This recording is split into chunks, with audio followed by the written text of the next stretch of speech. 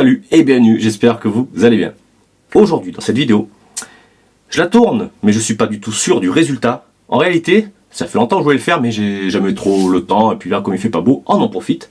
J'avais reçu, de la part du Maher, un régulateur pour ma Snowpeak M25. J'ai fait quelques tirs avec, vous n'avez pas vu encore la vidéo du 100 mètres, donc ça c'est pas évident, hein. Déjà c'est plus moi qui suis mauvais avec la carabine à mon avis. Mais bon, bref, je me suis dit, on va quand même l'installer, ce régulateur, et j'espère que du coup, ce sera encore plus régulier. Parce qu'elle n'est pas mauvaise, mais de temps en temps, je perçois, hop, une petite déviance. Alors, je sais pas si c'est moi ou pas, bref. Toujours est-il que j'ai le régulateur, et bien on va s'amuser à la démonter, et à installer le régulateur de chez Umaer. Avant ça, je vous invite évidemment à venir sur le groupe Facebook J'aime-3 petits points au plomb. Vous êtes les bienvenus, on est là pour partager dans la bonne ambiance. Bon, on va pas plus attendre que ça, donc je vais filmer un peu à l'arrache parce que comme je suis pas sûr du résultat, mon petit démontage, l'installation du régulateur si j'y arrive. Premier tir, j'ai sorti mon Prony parce qu'on va aller tester ça dehors pour voir déjà les premiers tirs, ce que ça va donner. Parce que j'espère ne pas être trop bas en pression. Et bref, on attaque de suite le démontage de M25 pour mettre le nouveau régulateur de chez Umaer. Et merci à eux d'ailleurs. Allez, c'est parti. Donc pour démonter la Snowpeak, parce que je veux changer le régulateur, c'est enfin simple entre guillemets. Dessous, il y a deux vis. On les enlève. Elles sont ici. Et ensuite, là, ça se désolidarise. Donc, il suffit juste de pousser. Donc là, je vais pas le faire à une main. Je pose et je vous montre. Donc voilà, ça c'est posé, c'est facile. Là, j'ai dévissé les deux vis qui permet de coulisser le rail Picatinny. C'est ce qui tient le tube d'air au canon. Et là, ici, il y a une vis. Est-ce qu'on la voit? Ouais. Ce qui va nous permettre de dépressuriser le réservoir d'air, qui est encore à 100 bars. J'ai fait quelques tirs à 30 mètres. Bon, attends, je te montre. Ouais. Par contre, attends, on va pas y arriver. Voilà. Donc là, il faut ouvrir vraiment doucement. On l'entend l'air. Donc là, elle se dépressurise tranquillement.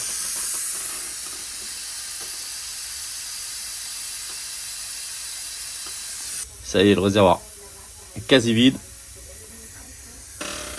Oh, ce siège. Et là, normalement, ça ne va pas tarder. Donc ensuite, on dévisse le réservoir. Ensuite, on devra avoir le régulateur qui est fixé dans les coins. Plus qu'à dévisser le réservoir avec une pince, voilà. Et on essaye. Et ça tourne, ça y est. Attends, tac. Dévisse. Hop. On va enlever le silencieux pour pouvoir faire passer la bague. Putain de siège. Silencieux enlevé, sonde de remplissage enlevé. On fait glisser. On fait glisser rien du tout. Ah si. Oula, le support Picatinny. Et là.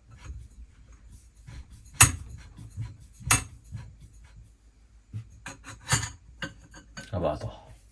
Tant qu'à faire, on va enlever hop là, le tube qui est autour du canon. Donc là, voici le canon. De suite, c'est beaucoup plus faible. Voilà, on a mieux à tourner. Là, ça y est.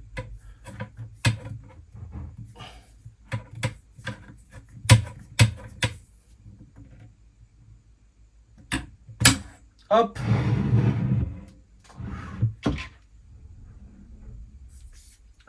Donc ici, on a le régulateur en bout. Si je ne raconte pas, putain, c'est déjà dégueulasse. Ah, attends, je te pose. Est-ce qu'on y voit un truc? Donc ouais, bref. Allez, donc on va essayer de dévisser ça. Allez, mise au point. On va essayer de dévisser ça. Donc là, on est en train de le dévisser. On devrait atteindre le régulateur. En fait, ça, cette partie, je pense qu'elle aurait pu rester sur la carabine.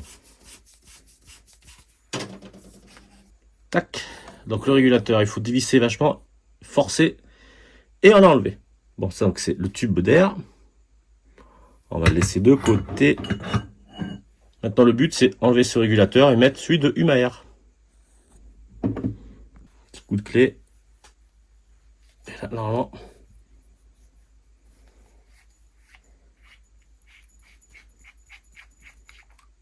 Hop là, attention au joint.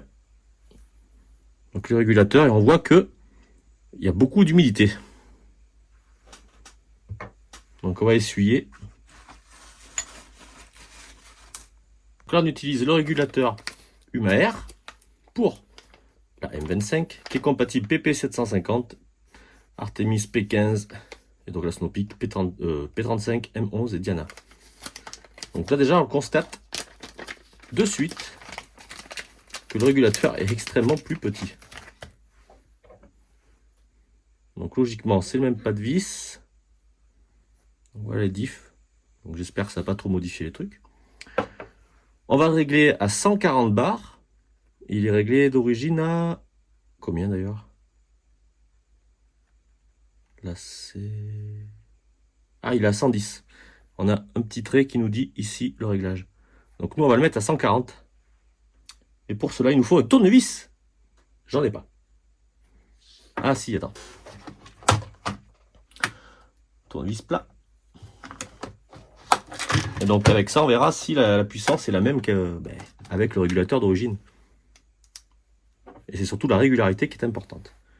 Allez, je le tourne pour atteindre les 100... Alors le 130 est ici.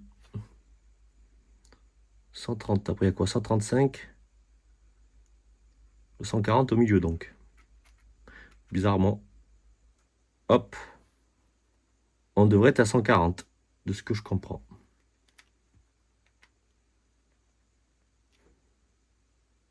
Ouais, là on a réglé à 140 bars. On l'installe et on regonfle la carabine. Et on fera un test au chronie déjà pour voir si tout est bon. Allez, donc, on peut le voir ici, on a le joint qui était en place, parce qu'elle a sauté. Donc c'est un joint conique. Alors attention, pas se tromper de sens.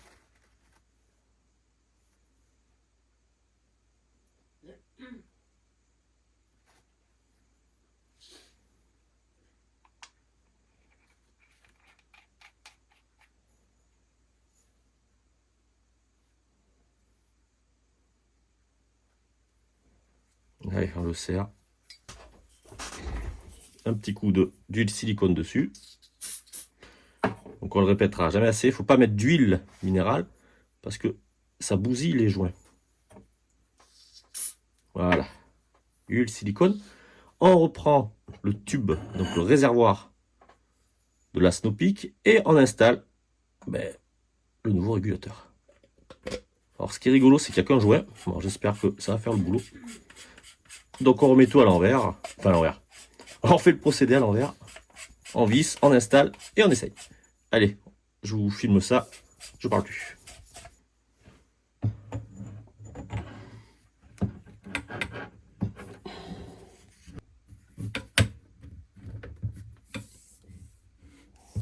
Donc là, faut pas foirer le filetage. Parce que comme on peut le constater, c'est très fin. Attends, je vais enlever le téléphone, il me gêne. C'est remonté, serré. On n'oublie pas. Attends, je te pose là. Tac. La petite vis pour décompresser l'air, la revisser. Donc c'est pas serré comme un bourrin. Force, hop, et voilà, c'est fini. On enlève ça. On réinstalle le tube du canon.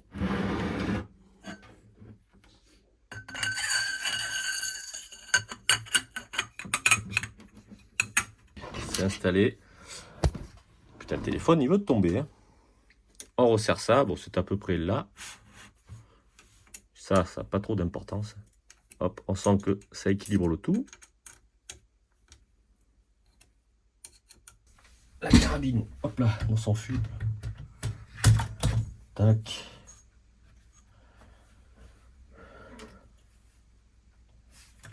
Tiens.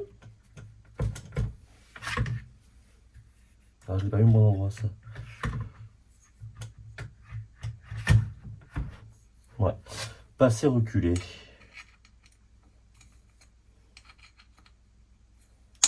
En fait, tu disais que ça n'avait pas d'importance, juste pour pouvoir, voilà, l'installer dedans. Bon, maintenant, le plus important, ou plutôt le plus délicat, le gonflage. Plus qu'à tester maintenant de la regonfler, en espérant que ça aille. Putain, j'espère.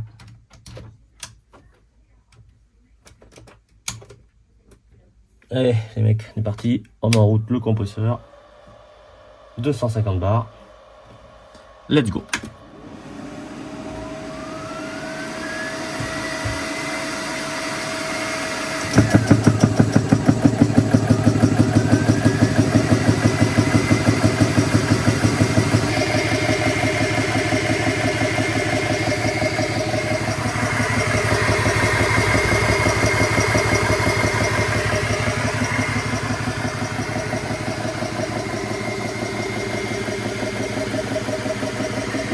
Et voilà, elle est remontée 250 bars. On passe au chronie pour voir ce que ça donne. Est-ce qu'on a moins ou plus? À mon avis, on a plus de chances d'avoir moins que plus. Et puis voilà. Allez, on se retrouve après. Bon les mecs, on se trouve sur ma terrasse. Hop là, la M25. Du coup, on a installé le régulateur. J'ai le cul qui est trempé. Le régulateur de Huma Air, réglé donc approximativement, parce que c'est pas non plus. Ça a l'air d'être réglé sur 140 bars. J'ai sorti le chronie.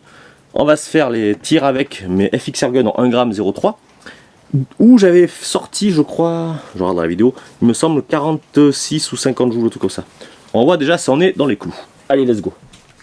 Alors, je vais peut-être faire filmer comme ça, je vais voir.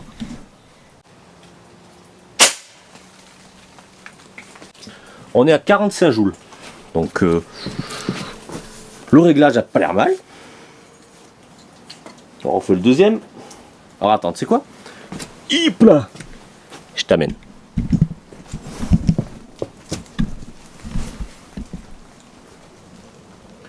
« 45 joules, 296 mètres secondes. » Premier tir.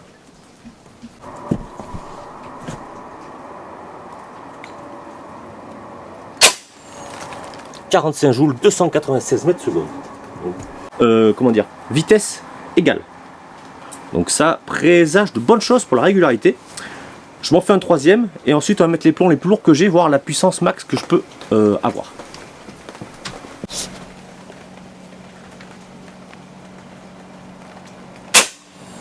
296,8 ouais, ça va, même pas 1 mètre seconde. 296,3, hyper régulier. Bon, franchement, la régularité a l'air pas mal du tout.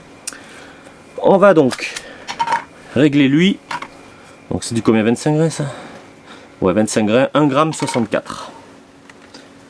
Et on voit un peu la patate. Donc on est à 45 joules avec le 1 gramme. Ça va. Et là 1,64 g. Ok. On essaye.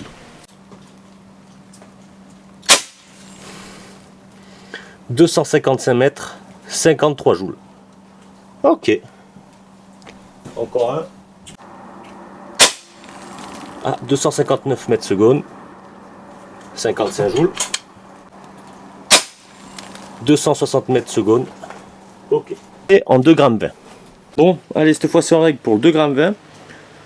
Ça sera pas un plomb que je vais utiliser hein, pour de la cible, pour détruire par contre. Là, c'est juste histoire de voir la puissance max qu'elle est capable de sortir. Avec mon réglage, évidemment. Allez, je le réinstalle et on s'y colle. Bon après, la régularité, c'est rigolo. Elle m'a l'air d'être moins bonne avec les autres. Oh putain, il m'en reste 4. Donc ceux-là, c'est des suppositoires. Je sais pas si on voit, ils sont énormes.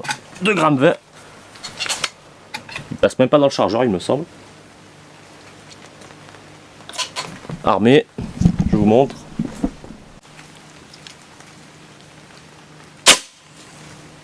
On est à 234 mètres secondes, 60 joules, bah, un peu, 61. On s'en fait un. 234 mètres secondes, 60 joules.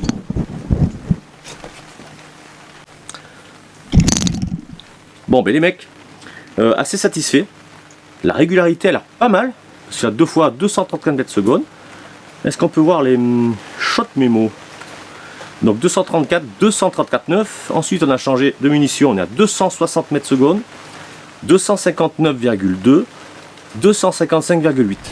Celui-là un peu plus bas. Et ensuite, en 1 gramme, 296,3, 296,8, 296, 296. Maintenant, il n'y aura plus qu'à vérifier ça avec la M25 sur les cibles.